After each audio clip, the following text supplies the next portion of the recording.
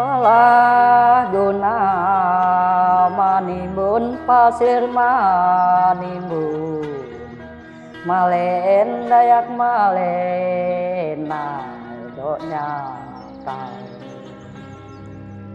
kalaulah tidak duduk setinggi duduk malen dayak malen donya kau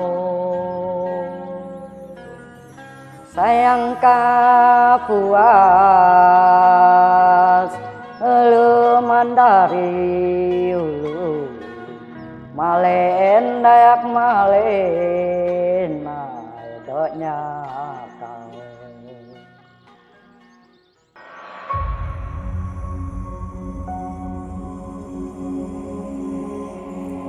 Konon ada dua hal yang pasti dalam hidup ini.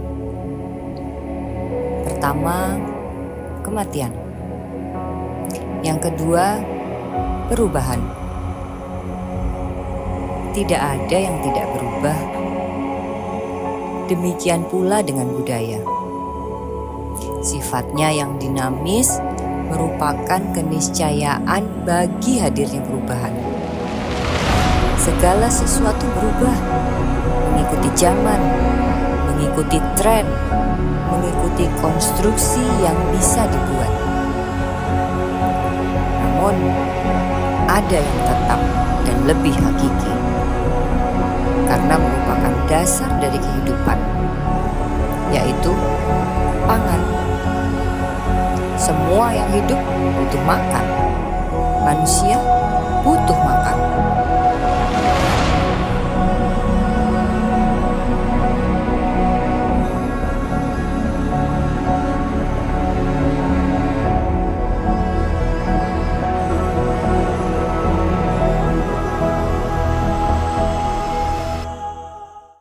Dan pengalaman juga ya. Jadi apa yang diberikan oleh Nusantara Kut kepada kami arahan itu membuat saya itu sadar bahwa tradisi bagi para leluhur itu memang sangat dibutuhkan, baik dari cara ritual maupun kepercayaan dari para leluhur. Bukan berarti mereka itu penganut ya, bukan berarti mereka itu penganut, tetapi sebagai penghormatan. Misalkan kita seperti menanam padi harus memakai primbon atau sesajen. Bukan berarti mereka itu percaya terhadap hal seperti primbon atau sesajen tersebut. Tapi mereka itu menghormati. Manusia ini mungkin bisa hidup tanpa duit, bisa hidup tanpa mobil, bisa hidup tanpa motor. Tetapi kalau tanpa makan, saya pikir tidak akan bisa hidup. Itu. Maka apa yang saya alami kolaborasi dengan NC ini merupakan temuan baru, ilmu baru, dan saya itu menjadi kepingin sekali ya menjadi penerus apa yang dilakukan oleh orang tua saya dulu, mempercayai tradisi-tradisi lama bukan berarti sebagai penganut, tapi sebagai tanda penghormatan dari seorang pemuda ya, sebagai petani.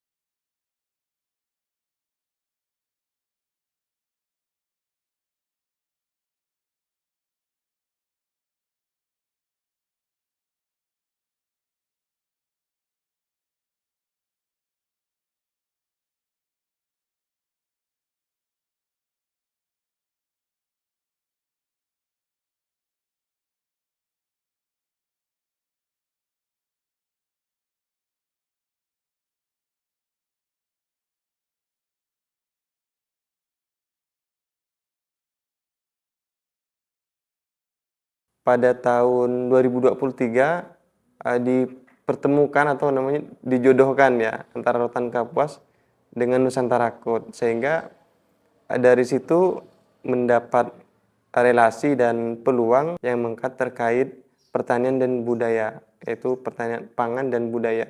Ingin mengenalkan bahwa kearifan lokal di desa kami itu seperti ini loh. Nah, harapannya budaya-budaya yang seperti itu masih terawat. Karena kami sadari bahwa di era digitalisasi saat ini, para pemuda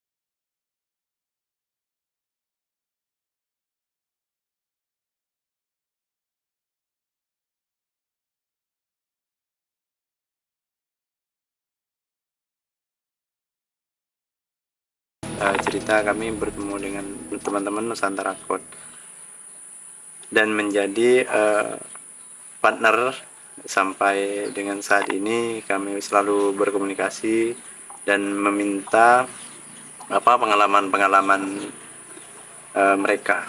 Kami disuruh membuat demplot pertanian, entah yang kadang tidak mungkin kita lakukan, ya akhirnya bisa gitu. Ya kami bersyukur lah sama kawan-kawan rotan Kapuas bisa kenal sama Nusantara Code. Selain Nusantara Code, kami juga didampingi tim expert, Profesor Pak Pri. Beliau sangat expert sekali di bidang pertanian. Kami diberikan tugas yang tidak mungkin gitu. Tapi terus kami berproses sehingga kami oh iya. Jadi titik dari titik ke titik itu selalu berkesinambungan, sehingga padi itu benar-benar hidup, istilahnya, yang didampingi.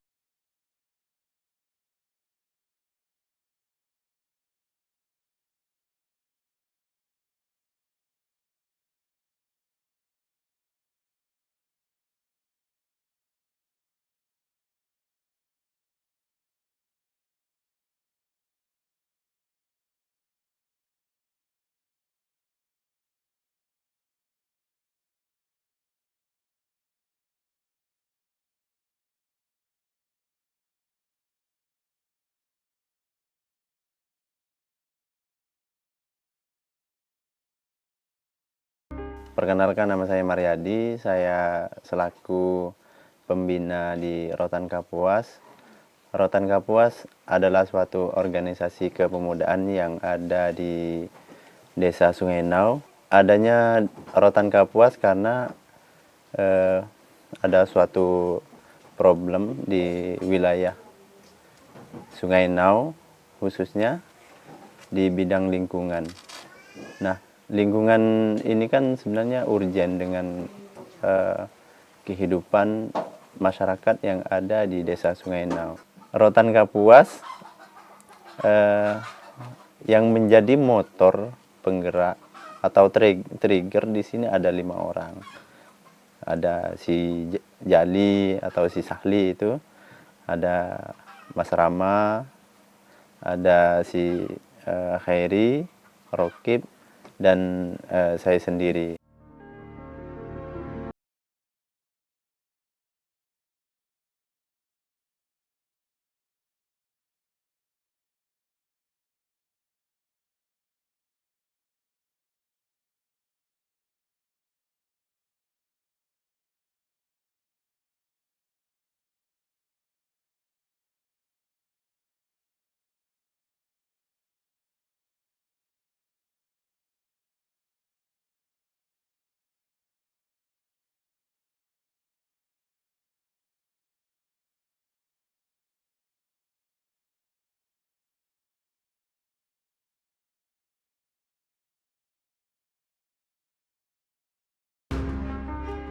Perkenalkan, nama saya Khairi, biasa sehari-harinya dipanggil Heri.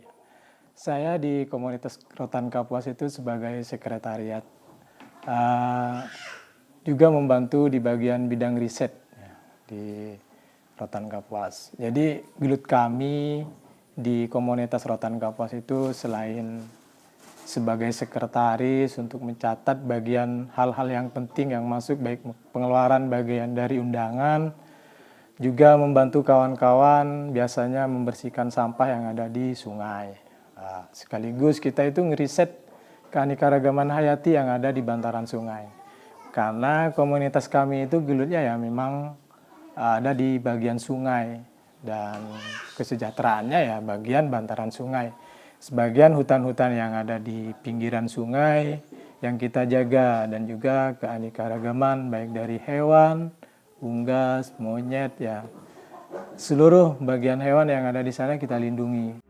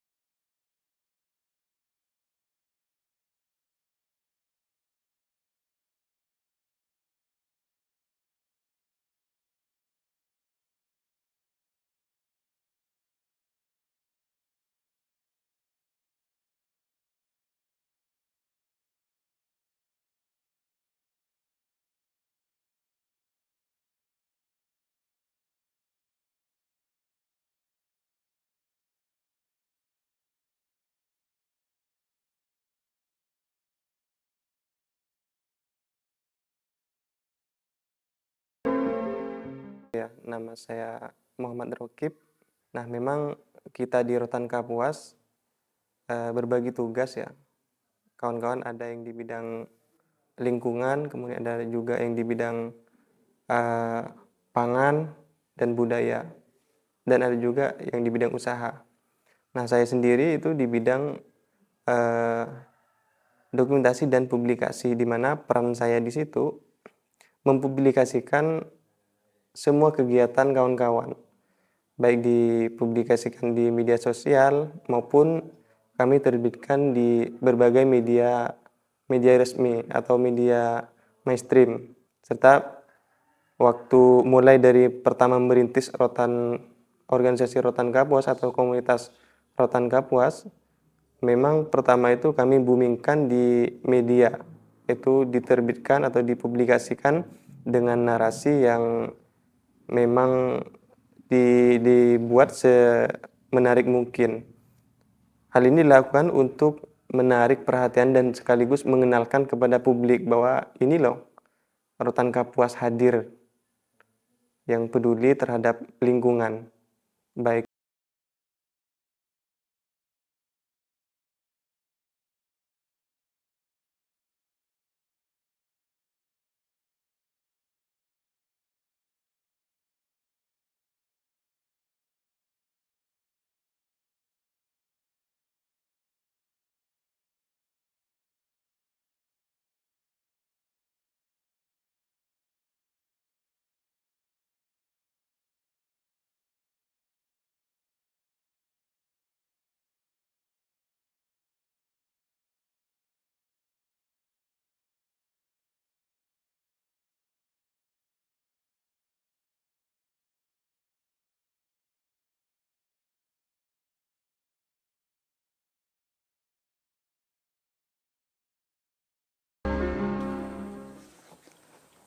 Saya di Rotan Kapuas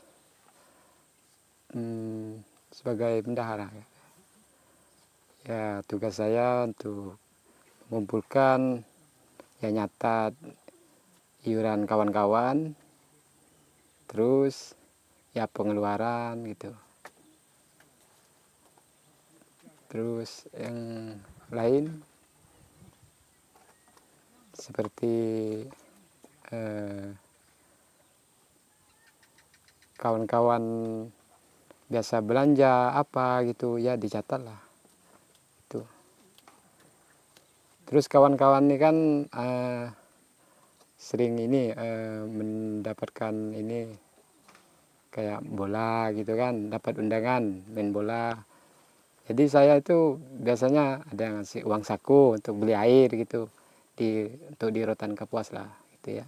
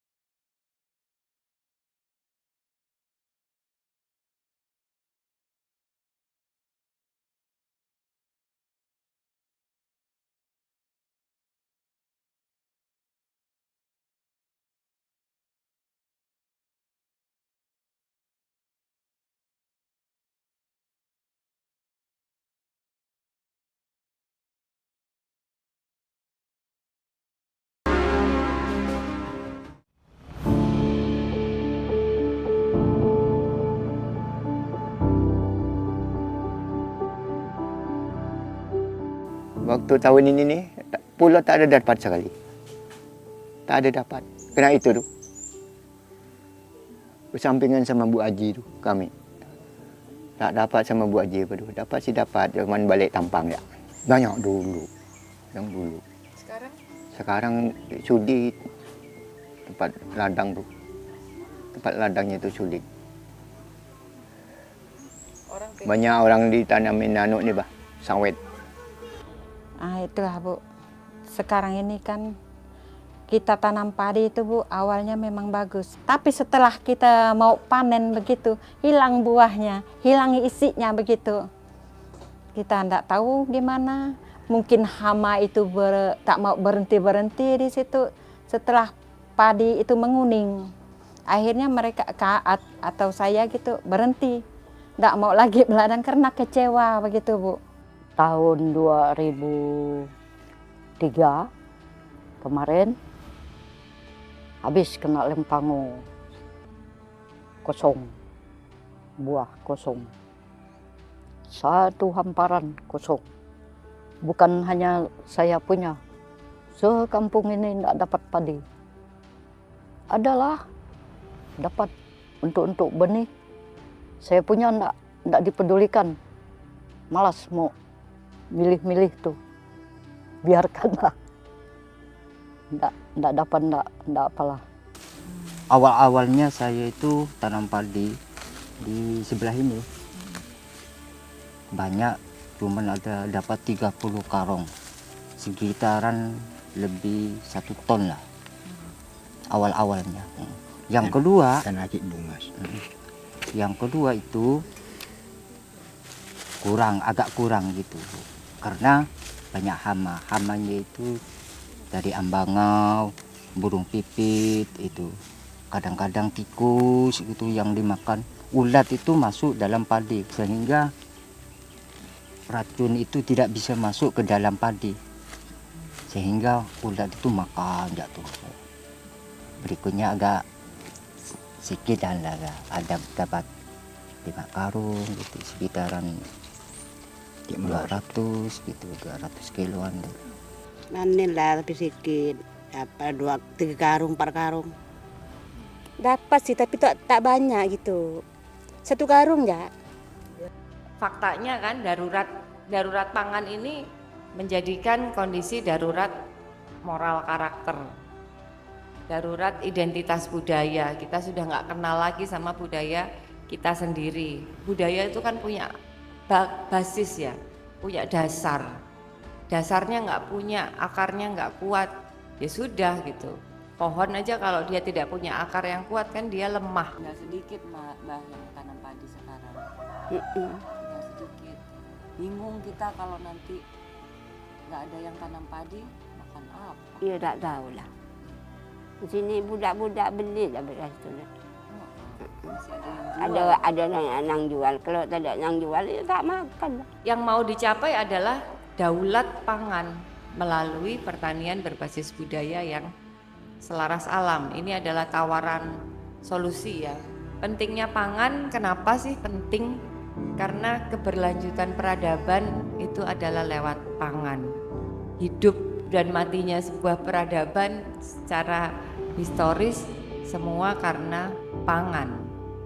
Dan kedaulatan sebuah negara itu juga karena pangan. Kalau kita seluruh pangan kita sudah impor, maka apakah kita akan berdaulat sebagai sebuah bangsa?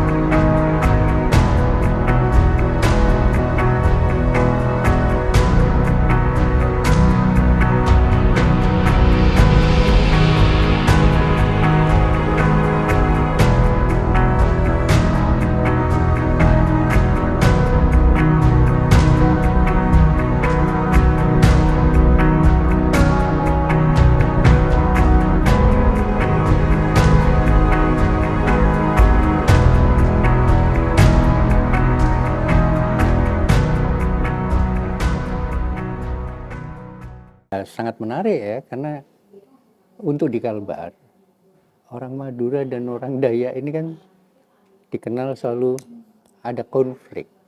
Nah, ketika konflik itu meskipun sudah berlangsung kurang lebih 25 tahun yang lalu, tapi hari ini kemudian ada sekelompok anak muda yang notabene orang Dayak, tapi kemudian sangat tertarik untuk menghidupkan budaya-budaya Dayak, orang Madura yang menghidupkan budaya Dayak. Ini kan sesuatu yang menurut saya ya hebat,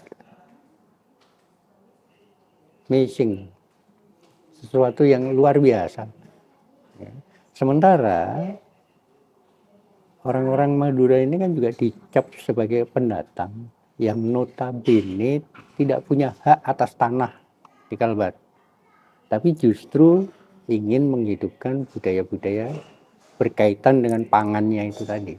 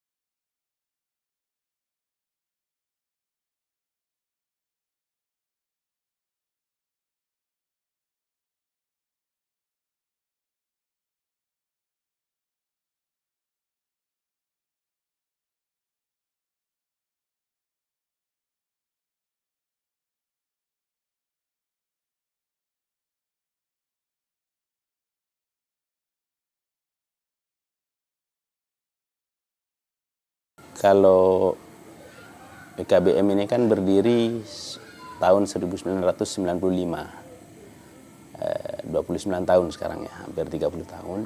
Jadi berdirinya organisasi itu kemudian menemukan peluang untuk kemudian menjadi semacam juru bicara kebudayaan ya. 3 tahun saya bekerja dengan teman-teman Institut Daekologi. Nah, jadi kalau kebetulan yang kami kelola waktu itu ada semacam rubrik di media Institut Ekologi itu namanya Kerabat, di mana kami setiap sebulan sekali majalah itu terbit itu menerbitkan tulisan-tulisan yang berbau multikultur gitu. Bagaimana orang Madura itu bisa hidup berdampingan dengan damai dengan orang Dayak gitu. Dan kemudian bekerja sama gitu ya. Kalau ada yang ditulis oleh teman saya itu Pak Kris Atto itu kan pelajaran penting dari Sebangki itu kan daerah sekitar sana juga itu kan bagus sekali bagaimana kedua belah pihak ini saling memberikan saling menguntungkan gitu ya, saling memberikan sesuatu yang positif bagi komunitasnya gitu, bagi masyarakatnya gitu. Menurut kami ini adalah pertanda ada kemajuan dari segi rekonsiliasi dan masyarakat kita udah membaur, udah semakin maju ya berpikirnya. Itu menandakan bahwa kita bisa sama-sama membuat sesuatu yang lebih baik. Yang dilakukan oleh kawan-kawan ini merupakan dukungan bukan hanya satu faktor ya, tapi juga dari faktor lain supaya menciptakan perdamaian itu semakin terasa di kita, baik di kalangan Dayak maupun di kalangan Madura. Faktor pangan bisa menjadi penyatu karena baik Madura maupun Dayak itu sama-sama memerlukan beras itu sebagai kebutuhan pokok. Di situ bisa ketemu baik Dayak atau Madura, baik Dayak atau Madura. Mereka bisa bersama-sama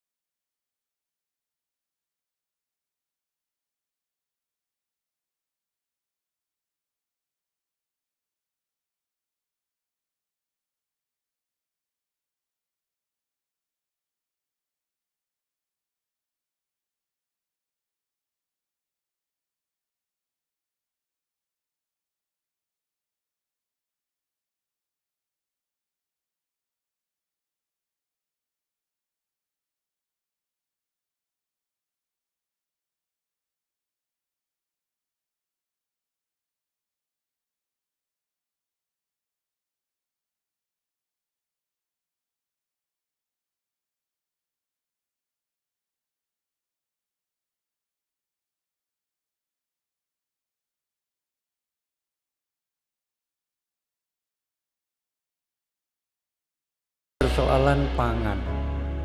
Persoalan yang paling mendasar kalau menurut saya, kalau lahannya saja sudah tidak ada, bagaimana mau menanam pangan? Semakin lahannya semakin sempit, saya pikir pangan juga akan terus bermasalah. Nah, di sisi lain, jangankan manusia hidup, manusia mati aja perlu tanah. Baik, saya akan mengomentari sedikit ya tentang krisis pangan. Di kita nih, pada umumnya memang membicarakan pangan itu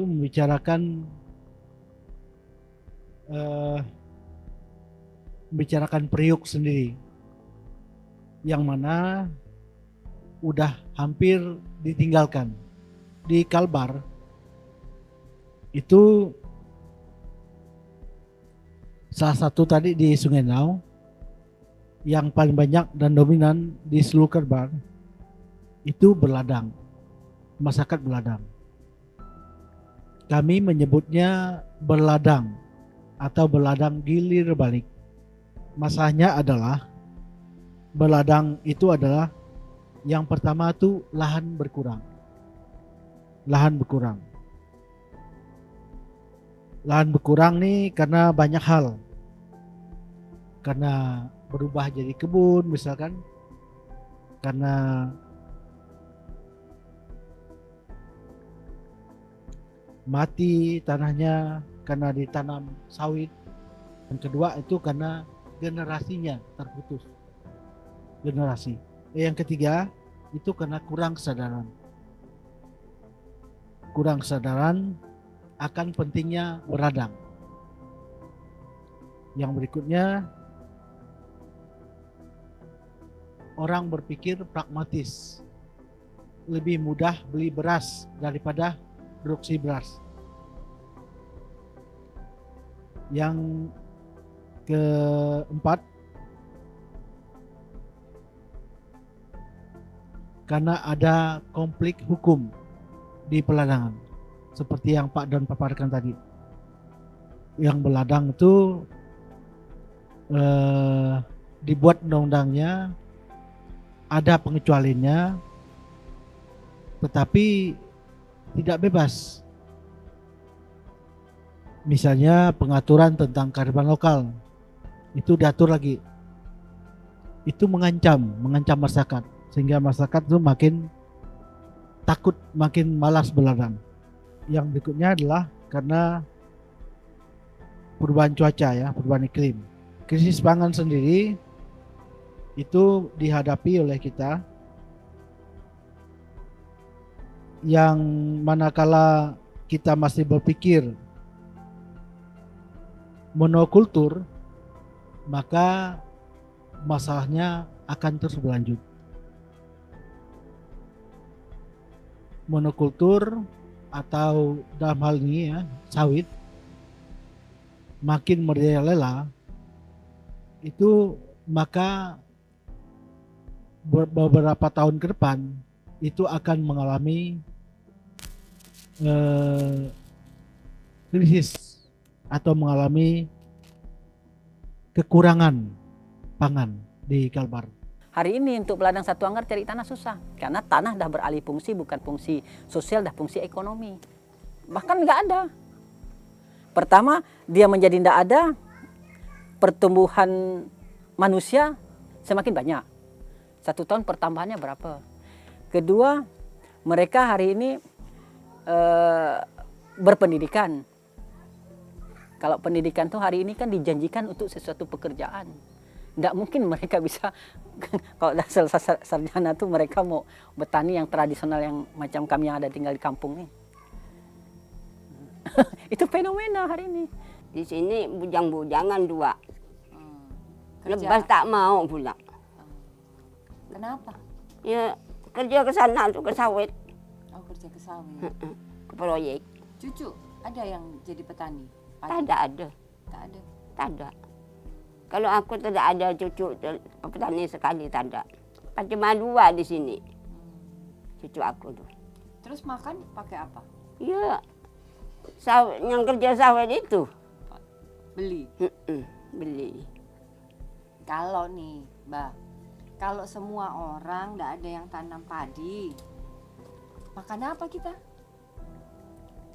Ya makan, belilah beras tuh orang yang jual tuh. Iya, kalau masih ada yang tanam kan masih ada yang jual.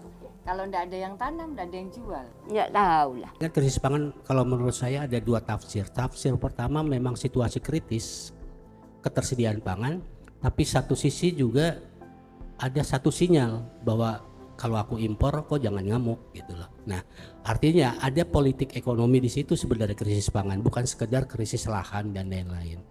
Nah, revolusi hijau sendiri kalau saya menerjemahkan sebenarnya kan itu imperialisme baru di sektor pangan gitu loh. Jadi bukan yang tadinya menciptakan perang bisa jual senjata, kalau sekarang kalau bisa menciptakan kelaparan untuk bisa jual bahan baku makanan. Perkenalkan, nama aku Rama, aku asli Bali. Jadi kesempatan yang sangat berbahagia banget dan luar biasa bisa dikasih jalan sama Mbak Ulan dari Nusantara Code bersama teman-teman Rotan Kapuas untuk bisa melakukan riset tentang pertanian padi di Kalimantan Barat. Jadi sebetulnya untuk pengalaman riset ini adalah langkah besar buat saya pribadi karena ada banyak hal baru ya yang aku temuin di Kalimantan Barat, khususnya kondisi lingkungan, latar belakang sosial, kehidupan masyarakat di sini yang tentunya beda sama beberapa daerah yang pernah aku kunjungi. Nah, waktu itu karena pertama kali sampai Kuburaya, itu aku udah cukup shocknya tuh kenapa? Karena jarang banget selama hidupku, mungkin hampir nggak pernah ngelihat landscape daratan itu yang bener-bener datar. Dan dari citra udara itu yang aku lihat dari pesawat itu bener-bener semua isinya pohon sawit dan aliran sungai yang cukup besar. Itu bagi aku tuh nggak pernah gitu aku temuin di beberapa daerah, mungkin Bali, Lombok, Jawa tuh hampir jarang gitu. Cuman beberapa kali di Kalimantan yang bener-bener sungainya itu bisa masuk kapal tongkang sama kapal LPG itu sesuatu yang aneh buat aku karena ya gimana ya, aneh aja gitu. Yang kebayangin adalah hutan tropis ya. Ternyata hutan ini bukan hutan tropis tapi hutan sawit. Yang definisi yang awalnya aku pengen ke sini tuh pengen ngeliat wah gimana sih sawit gitu. Pengen ketemu sawit nih, pengen ngeliat buah sawit. Tapi udah di sini bosen liatnya.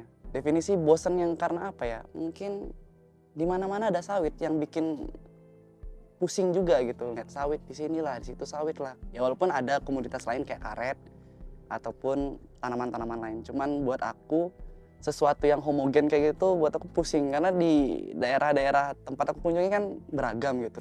Perbedaannya tuh sekarang ini dengan dulu itu kan berbeda karena di sini ini faktornya dari tanam. Kalau tanam padi, ada tanah itu agak asam gitu, ada agak rendah gitu pertanian itu, sehingga padi itu agak kurang lah hidupnya tuh. Dulu lebih baik padinya? Lebih baik. Awal-awalnya itu baik. Sekarang ini setelah ditanam itu tanah makin asam. Sehingga padi itu tidak bisa tumbuh yang subur. Payah kalau orang petani itu sakit. Kalau namanya padi itu sakit benar. Iya. Tapi dapatnya tak berapa gitu kalau kena ular apa tuh. Di padi itu agak subur, kalau enggak berapa subur padi langsung lah dipupuk gitu. Pakai pupuk kalau enggak subur. Sekarang? Nah, Kalau dulu? Kalau dulu, ya enggak pakai pupuk kalau dulu. Tapi dulu tuh tanah tuh masih subur. Biar enggak dipupuk tuh subur dulu padi. Lain dengan sekarang. Bukan hanya padi, kalau dulu padi khusus. Itulah tadi cara kita, adat tetap ada, tapi nuansa kita jadi berubah. Karena hari ini faktanya peladang tradisional yang padi itu di kita ini enggak sampai 10%. Padahal dulunya 100%. Bahkan kita wajib berladang tuh. Nggak ada bibit, kita diberi oleh orang bahasa kami tasi. Kalau tidak berladang, yang kita tanam itu kan, mohon maaf, pola tradisionalnya kan harus tanam padi, karena itu makanan pokok. Kedua tanam itu sagu di tepi sungai, dan tanam bambu. Bambu dan sagu ini kan tuh atap rumah seperti ini. Tradisional. Nah, jadi pengaruh hari ini barang yang tradisionalnya akan semakin terkikis. Itulah bedanya dari dulu sampai sekarang ini. Masih subur dulu padi daripada sekarang gitu. Jadi otomatis kalau subur itu kan dapatnya kan banyak kan gitu. Kalau dulu itu kan subur sebab apa? Sebab bekasnya hutan kan. Hutan itu kan bekas-bekasnya itu jadi subur gitu. Jadi tanah itu subur gitu. Sekarang sudah belum jadi hutan kan sudah dilahap kena orang itu. Ya memang ada pengaruh lah, kadang-kadang kalau menurunkan pahing gitu, atau Senin pahing atau Rebu pahing gitu. Itu penyakit itu biasanya kadang-kadang agak kurang gitu, ngacau tuh. Penyakit lain tuh agak enggak berapa lah gitu. Ya jangan percaya sama itulah, percaya sama Tuhan lah gitu. Tapi biasanya agak kurang gitu, penyakit-penyakit itu. Kalau nurukan atau Selasa pahing atau Rebu pahing gitu. Orang tidak berladang tapi bisa gawai, bisa naik dango. Itu penggembira, apa namanya? Supporter ya. Dia hanya turut merayakan begitulah. Tetapi prinsipnya orang yang naik dango adalah orang yang berladang. Kalau tidak berladang, Anda tidak berhak untuk naik dango. Itu filosofinya. Itu paling prinsip. Kalau di flashback kembali di 2014 sampai 2014 ke bawah, kami bisa minum air sungai, menikmati hasil pancingan di sungai. Tetapi sampai dengan saat ini ya 2010 ke atas sampai dengan 2024 ya mungkin hampir jarang sekali kami mendapatkan ikan. Nah, disinilah kami mempunyai terobosan bahwa rotan kapuas ini hadir